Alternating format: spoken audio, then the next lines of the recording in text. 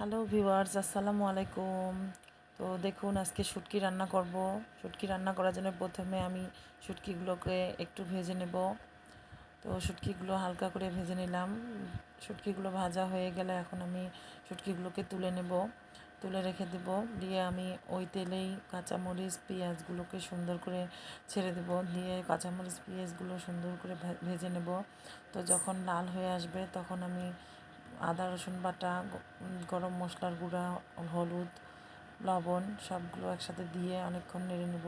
তো কষানোর পরে আমি শুটকিগুলো দিয়ে দিব, শুটকিগুলো দিয়ে আবার নাড়াচাড়া করে কষাবো। তো কষানোর পরে আমি কেটে রাখা আলুগুলো দিয়ে দিলাম, দিয়ে এখন আমি শুটকি আলু দুইটাই কষাবো। তো কষানো হয়ে গেলে এখন আমি সিদ্ধর জন্য পানি দিয়ে দেব। তো বেশি করে পানি দিলাম, দিয়ে আলু আর শুটকিগুলোকে এখন সিদ্ধ করে নেব। তো উতলায় গেছে, এখন হওয়ার পথে আমি একটু জিরার গুঁড়া ছিটাই দিলাম।